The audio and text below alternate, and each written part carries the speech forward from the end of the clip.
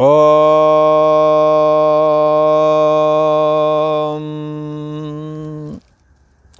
श्री योग वासिष्ठ के उत्पत्ति प्रकरण में श्री वशिष्ठ जी महाराज बोले, हे राम जी, ब्रह्म में जो चैतता हुई वही तो मन है।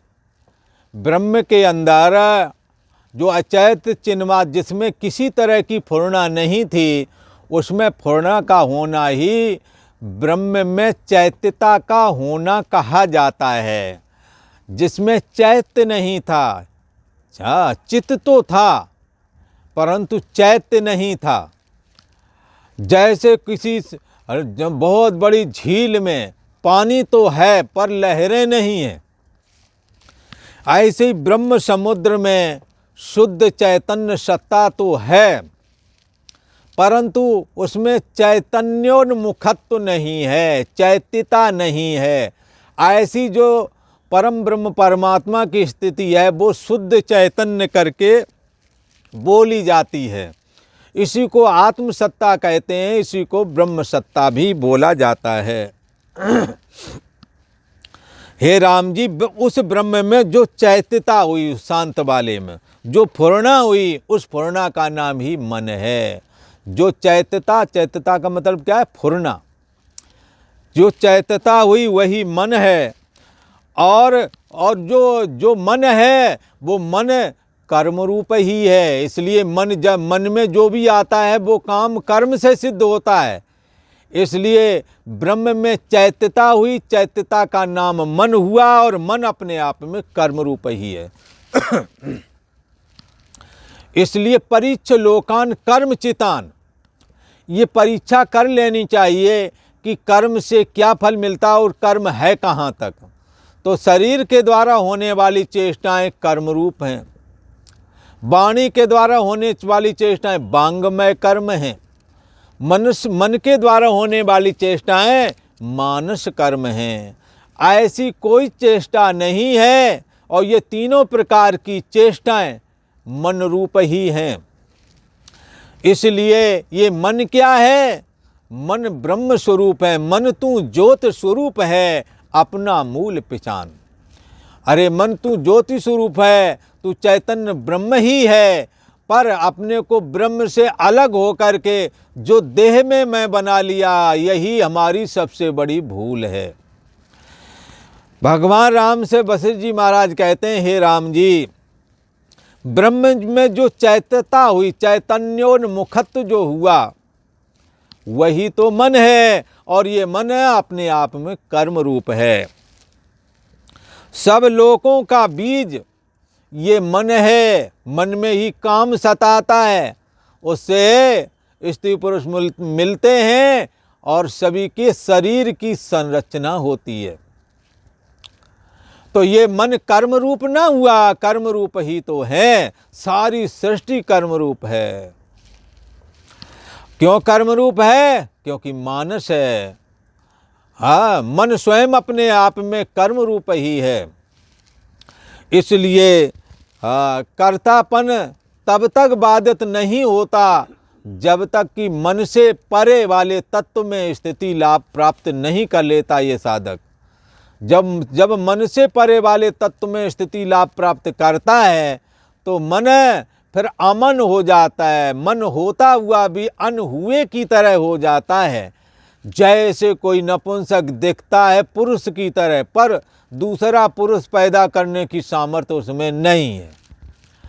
ऐसे ही ये मन जब अमन हो जाता है, जब ब्रह्म तत्व को जान जाता है, तो इसका कर्म रूप बीज भुंज जाता है, खत्म हो जाता है और फिर भी सांसारिक कार्यों को करता है। जैसे अर्जुन ने भगवान श्री कृष्ण से इस ब्रह्म ज्ञान को धारण किया और अपने मन को अमन बना लिया।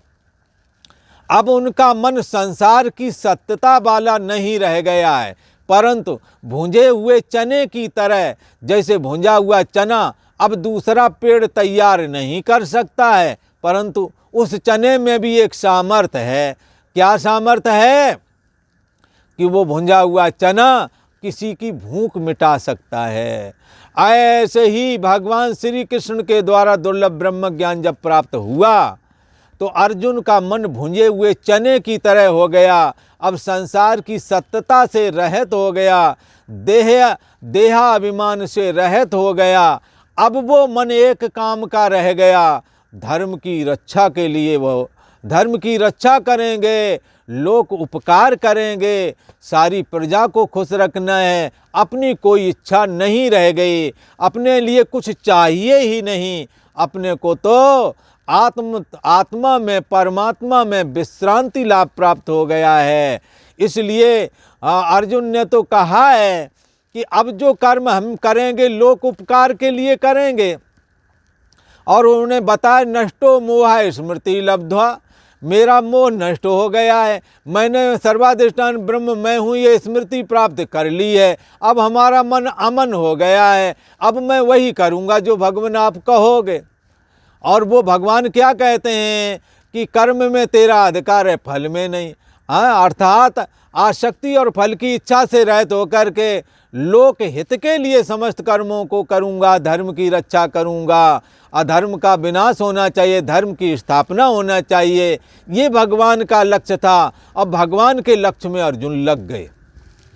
तो क्या है कि परम ब्रह्म परमात्मा में जो चैत्यता हुई, यही मन हुआ। ये मन अपने आप में कर्म रूप है और संपूर्ण लोकों का बीच है, कुछ भिन्न नहीं, परमात्मा से भिन्न होकर के मन भी नहीं।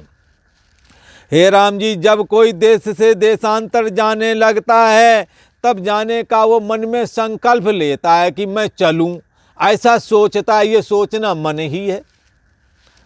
और जब ऐसा सोचता है तो उसके पैर टकर टकर करके चलने लगते हैं। वरना पैरों को चलने का आदेश कहाँ से मिलता है, हाथों को देन लेन करने का आदेश कहाँ से मिलता है। एक संकल्पात्मक वृत्ति है। आराम से बैठा हुआ आदमी जब उसके दिमाग में ये, मन में ये आता कि मैं चलूँ, अमुक जगह चलूँ, तो पैर तुरंत संकल्प मात्र से चल पड़ते हैं। और फिर जब ऐसा होता है कि नहीं अब मंजिल मिल गई, अब रुक जाना चाहिए, तो अब नहीं चलूँगा, इस संकल्प मात्र से पैर चलना बंद कर देते हैं। शास्त्र में कहीं कहीं पर इन दोनों को अंधा नौकर बताया गया है। ये जैसा मन रूप मालिक बोलता है वैसे ही करता है।